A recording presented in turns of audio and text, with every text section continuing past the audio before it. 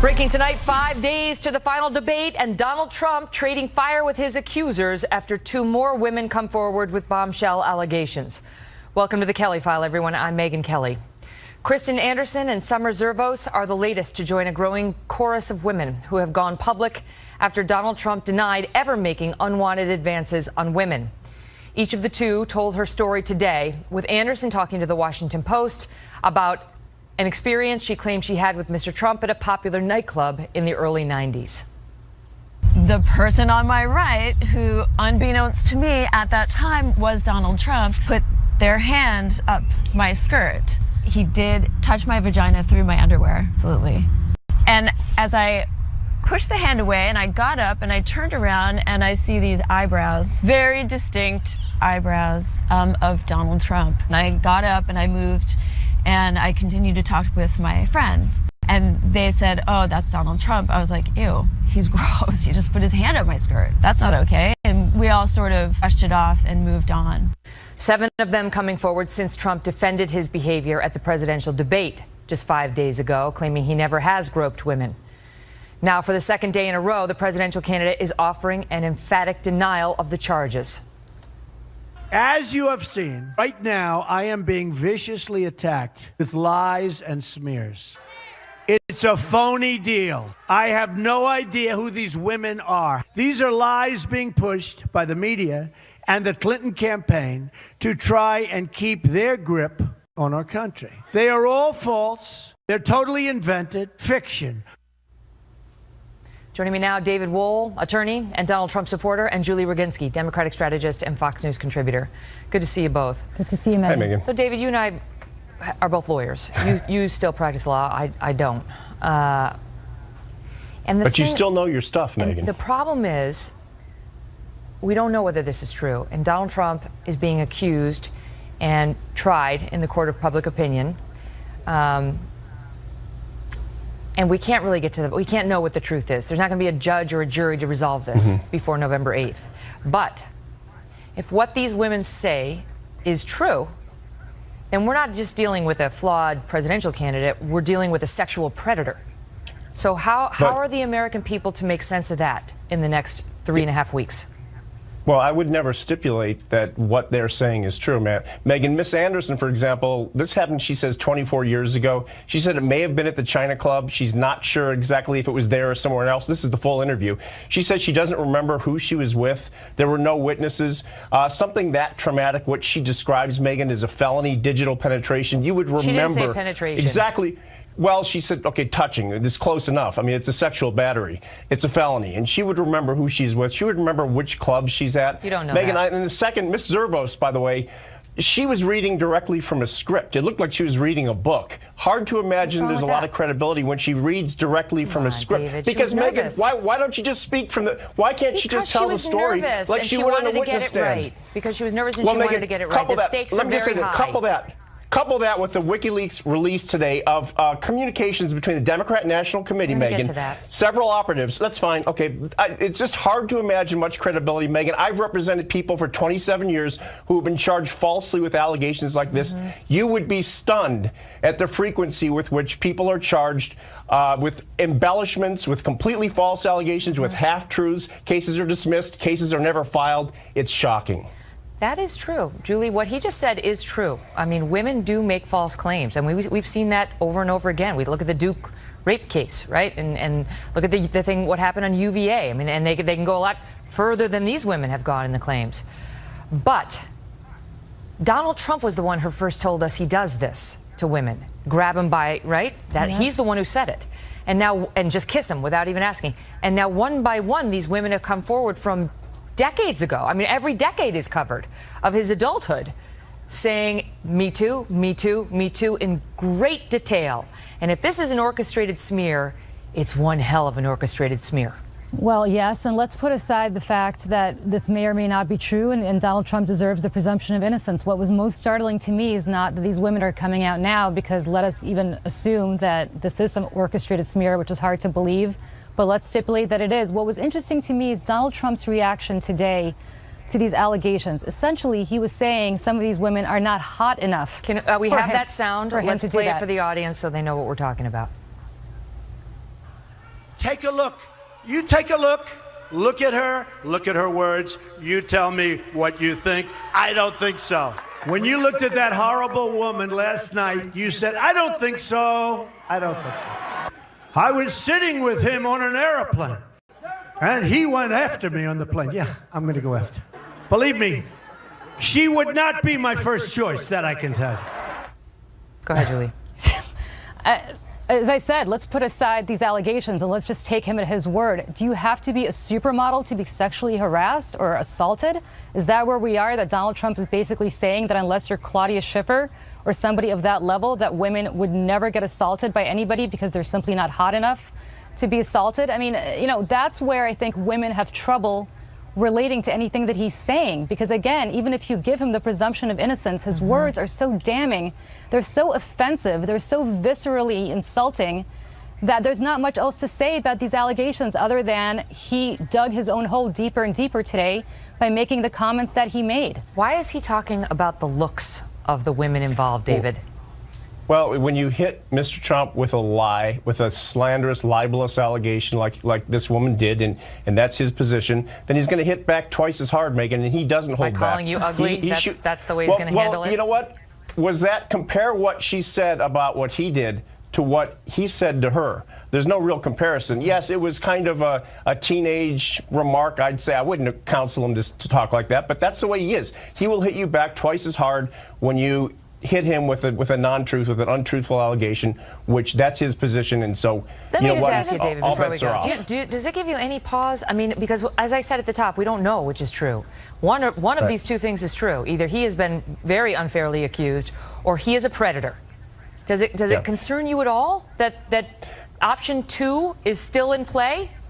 No, because I've met him. I know this man. I've talked to him. I've seen him interact with my children. He's a wonderful, good man, Megyn. I wouldn't know the strain of. But you know, everybody could have skeletons in the closet, Megyn. I'm not buying it. Generally, the sexual predators don't do it to their guy friends. And the character of someone who does this is not Donald Trump's character. That's all there is to it. May I say something about this? I grew up in the 1980s with Dr. Cliff Huxtable, the beloved dad of all of America, and look where Bill Cosby is today with his allegations. So you knowing somebody and meeting them man to man is not exactly experience, is what you know. Secondly, let me just make another point. The other point I want to make is, listen, insulting a woman's looks, we're not 12 years old. You know, I've been insulted, Megyn, I'm sure you've been insulted.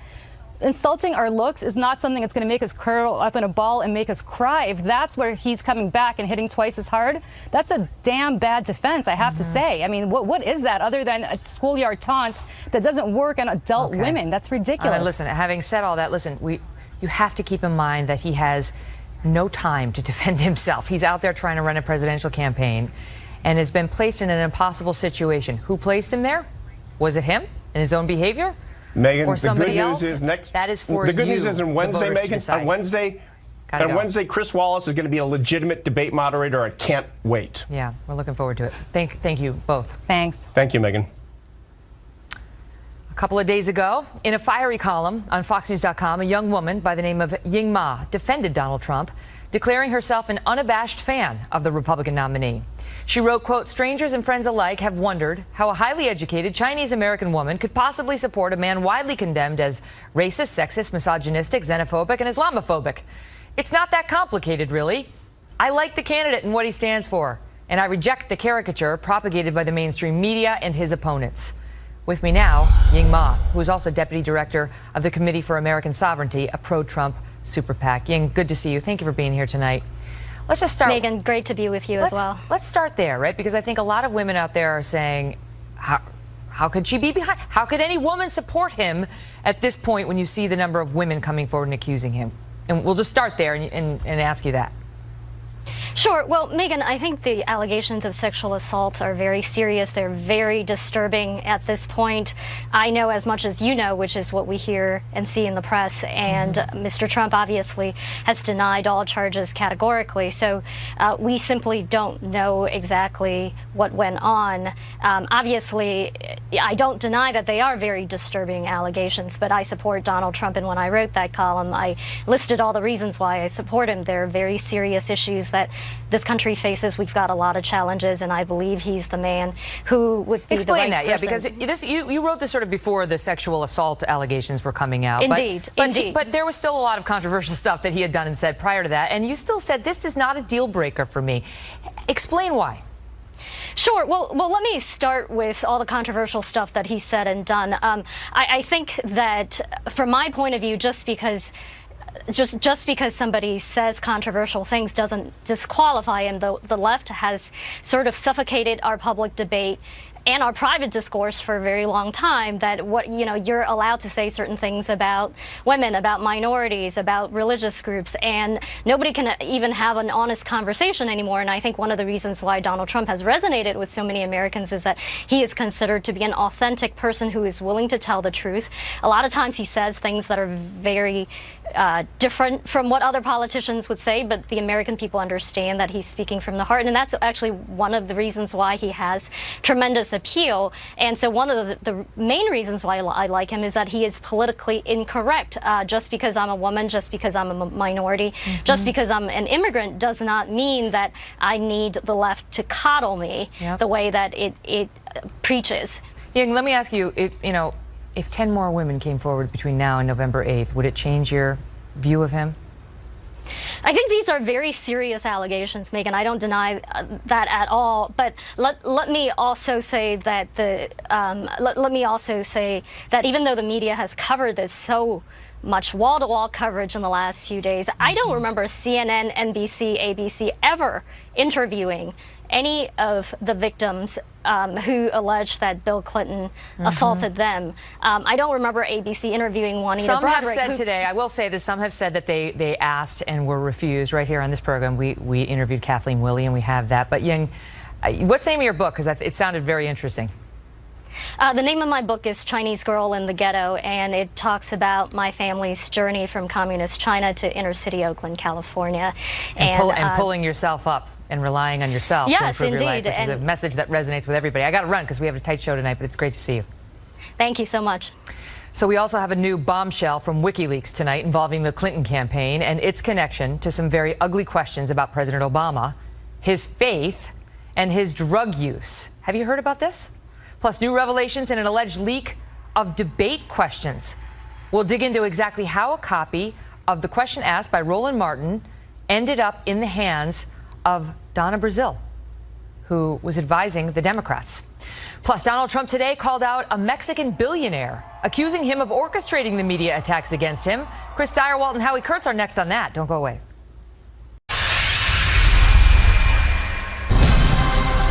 Breaking tonight, new reaction as Donald Trump takes criticism of the media to a whole new level, claiming to be the victim of a conspiracy involving a Mexican billionaire, Hillary Clinton, and the New York Times. Watch.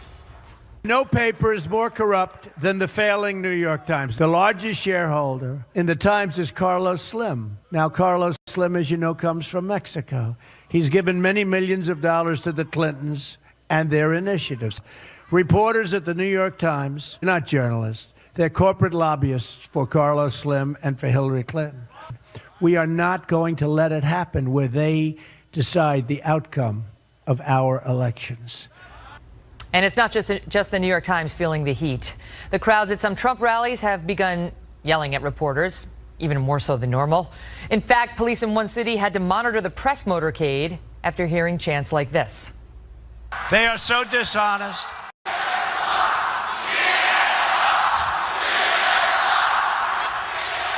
They're chanting CNN sucks.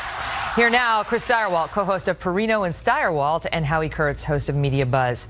I mean, listen, they've been coming after the media from Team Trump for months now. It does seem to be reaching a fever pitch, though, Chris.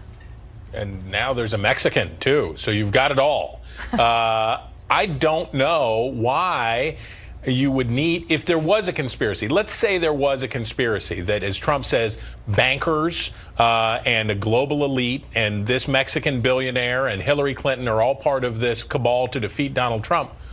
Why is he helping them so much? Why does he help them every day? Why does he go on the campaign trail and say that the women that accuse him of sexual assault were too ugly? Why does he go on the campaign trail and make in an aside when he's defending himself on sexual assault? Does he stop and say, by the way, I don't think that Hillary Clinton's attractive?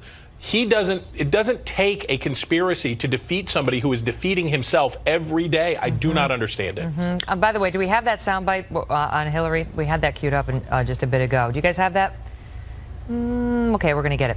Howie, it's to the point now where there are swastika signs showing up about the press at the Trump rallies.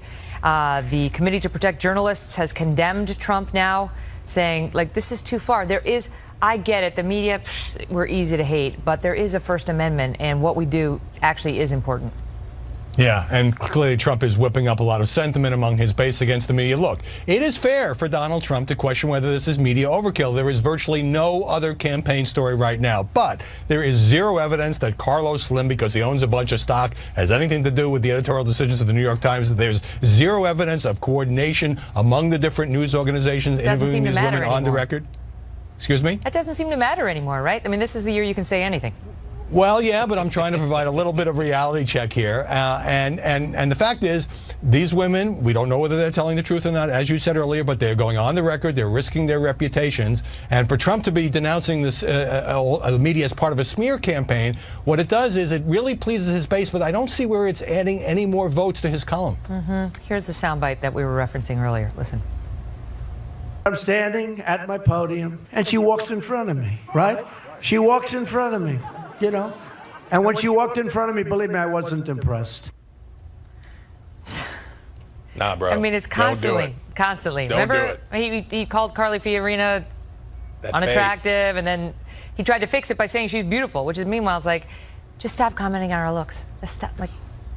Well, and the other thing is, it's not inexplicable how, whether you think the allegations are true, whether you think they're false, whether you think the media overdoes it, if you think the press is rigged, quit helping the rigged press. If that's really what you believe, that it's a conspiracy against you, stop helping. CNN is going wall to wall on the Trump allegations. I mean, they are going wall to wall. I mean, every single person is getting half an hour, uninterrupted. And it's a little discomforting. These women deserve to have their say, and this is a real story. I mean, this is a real story. But fact-checking it in 12 hours' time has posed some challenges. Let's move on. Howie, I defended Donna Brazile. I defended CNN, saying I cannot imagine CNN ever sharing a debate question, a town hall question, with the candidate prior to a debate. It certainly looks like that did happen now, though, because now we've seen an email that shows the exact question Roland Martin asked Hillary Clinton at this town hall. The exact one was shared with Donna Brazile before he asked it.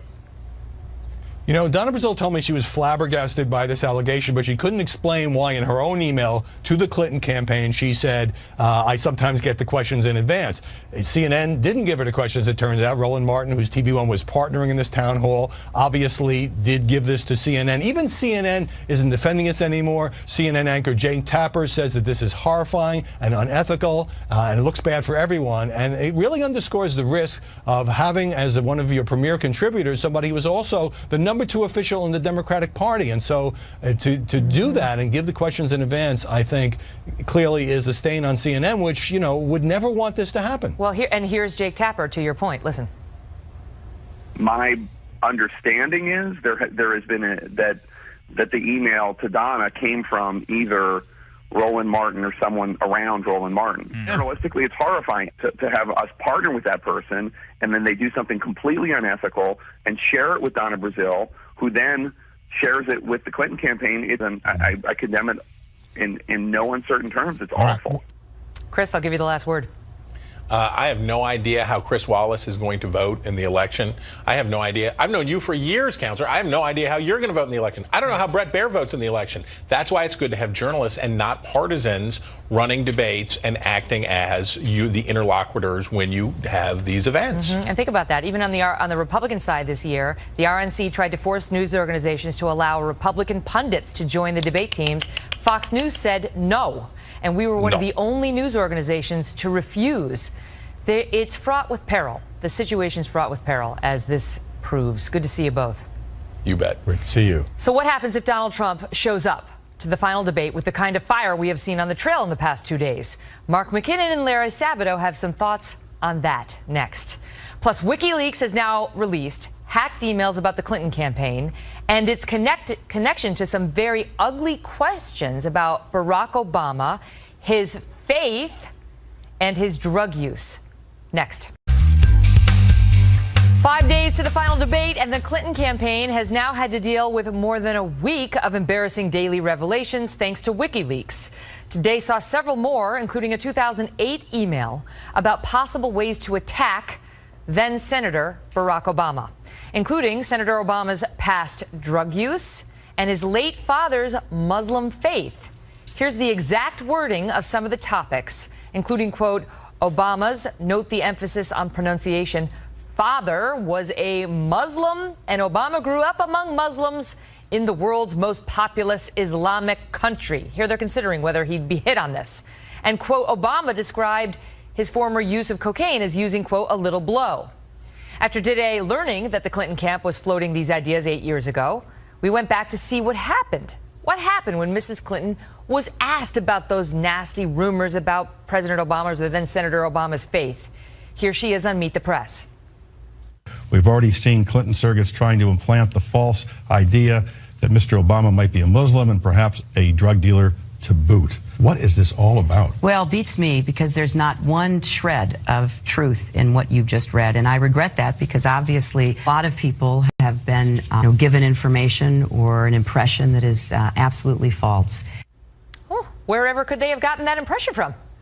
Joining me now, Carl Higbie, a former Navy SEAL and spokesman for the Great America PAC, and Richard Fowler, a Fox News contributor and senior fellow with the New Leaders Council. Wow. I can't Surprise. Where, Carl? Where Hillary could they have lied. gotten the impression that he might be Muslim or might be a drug dealer? Yeah. Oh, wait. Paul Begala's already testing it. Yeah, well, I mean, this is an increased narrative that we're seeing coming out of the Hillary Clinton campaign. You've seen needy Latinos, you've seen the Muslim faith, the Catholic faith. They're constantly attacking Donald Trump for being a racist bigot. But now you see the inner workings of the Clinton campaign through these releases, and surprise, surprise, not only is Hillary Clinton going back on herself and flip-flopping once again, but we're seeing the same stuff that she's criticizing others for. You know, Richard, some people say about Donald Trump, his biggest flaw is he shows you all of his flaws. He's open about his flaws. I mean, that may be true. And she may be just as flawed as he is, but she hides it better. These WikiLeaks are showing us a different kind of character in the people she surrounds herself with. They're talking about testing how it's going to play that his dad was Muslim and he was raised in a Muslim country. And then she's out there like, oh, it's horrible. Well, here's the thing, Megan. Politics is a blood sport. So in any tough primary, you're going to have opposition research. I've done opposition research binders before. I've had friends who do them. You do these binders, you test messaging, just in case you need to go there. It's a break in case of emergency. Sometimes candidates break it. Sometimes they don't. When they don't break it, we don't talk about it. When they do break it, we talk about it. Case in point, in 2012, Newt Gingrich ran all these crazy ads against Mitt Romney. A lot of the stuff was true. That came from an Oppo research file where they tested the messaging and they tested it out. And they actually broke it.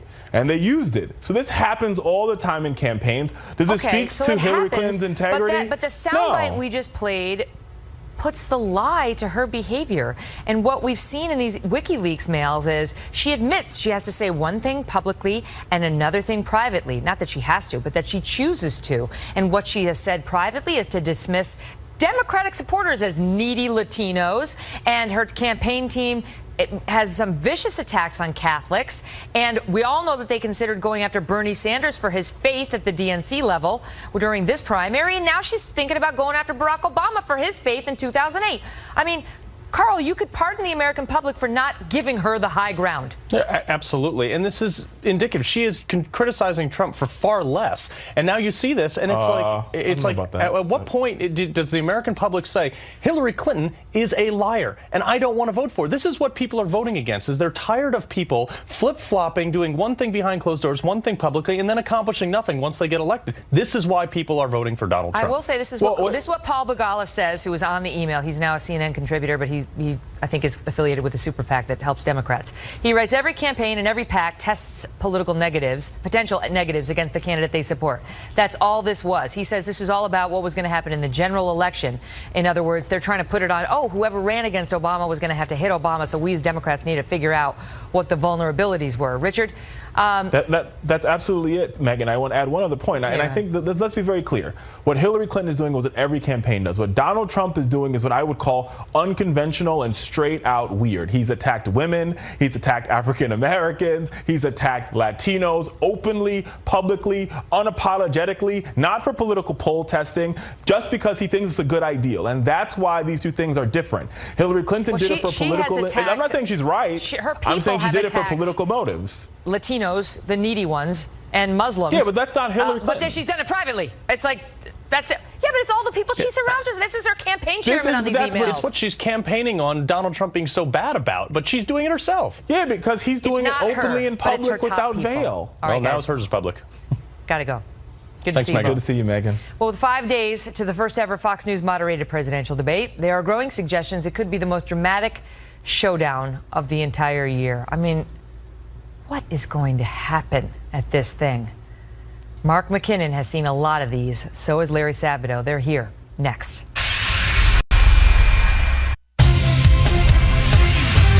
Tonight, a sneak peek of what to expect from Wednesday's first ever Fox News presidential debate.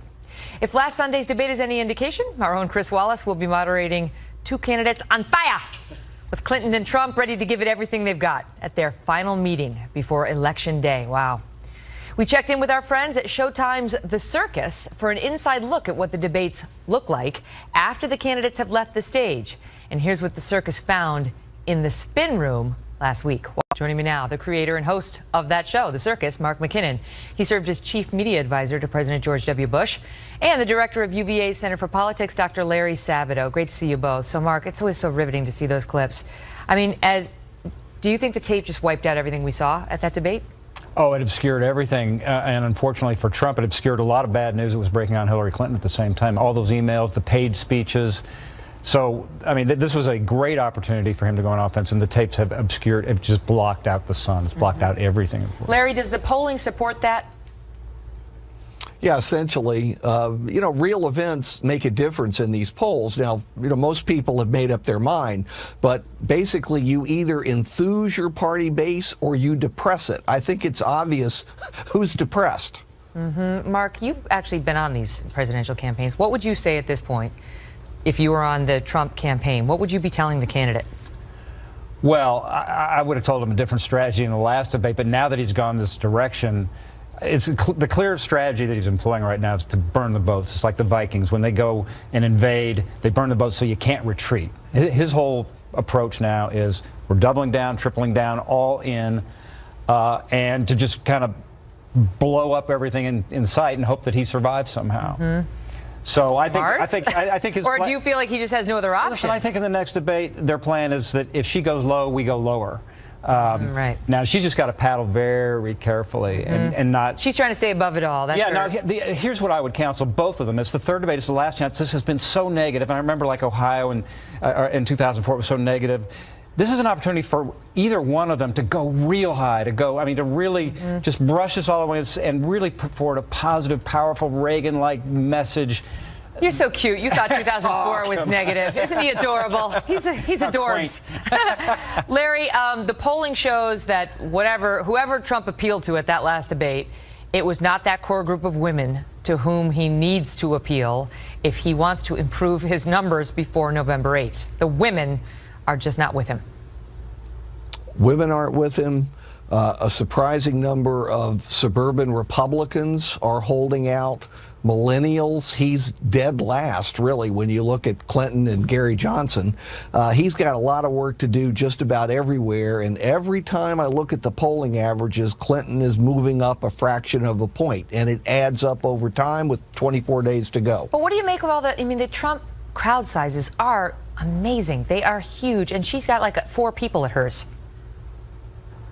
Well, if you're asking me about crowd sizes, yeah. I can give you plenty of anecdotes of losing candidates who told me they were going to win because despite the polls, they had enormous crowds. That includes everybody from George McGovern in 1972 to Mitt Romney in 2012. Crowds are great. You know, they're full of people who help you and go out and volunteer and all the rest of it. But we're talking about an electorate of 135 million, Megan, 135 million. Suddenly those crowds don't seem very large, do they?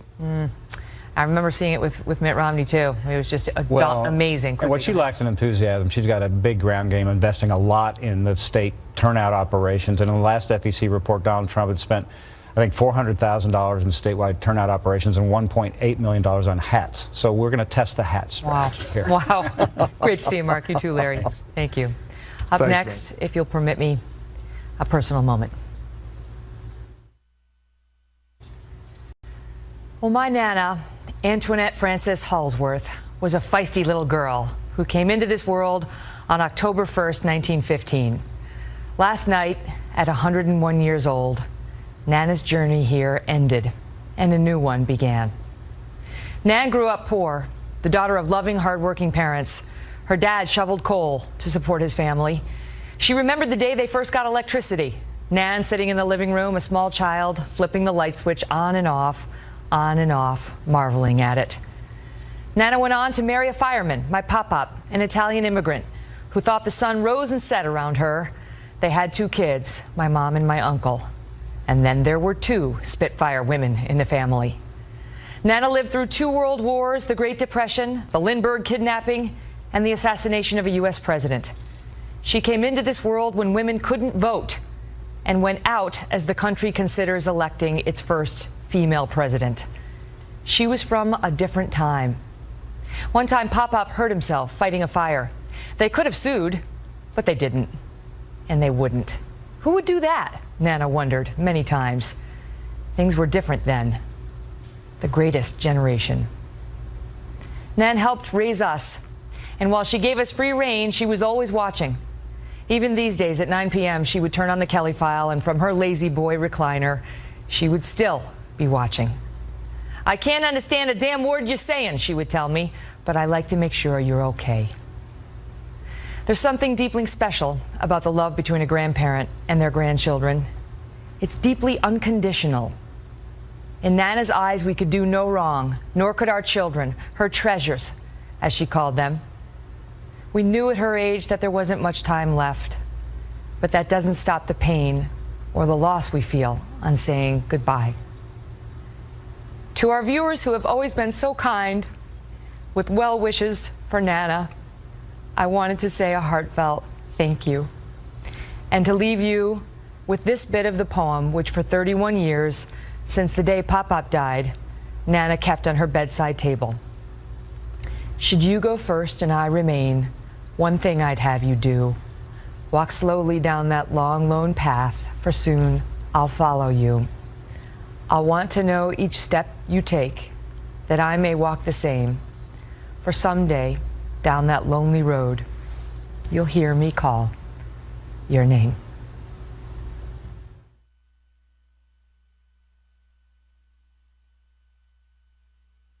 And we are very excited about the debate next week. We hope you'll keep it tuned right here to Fox News Channel to watch that. We'll be live, the Kelly File from the West Coast, beginning on Monday, straight through to the big event on Wednesday, and look forward to sharing that with you. You know, during the break, just check the Twitter feed and check the Facebook feed, and so often we complain about the nasty messages on there, and you've heard many anchors read about the mean tweets. It's not all bad, and I thank you for all the lovely messages that you're firing my way. They really are uplifting.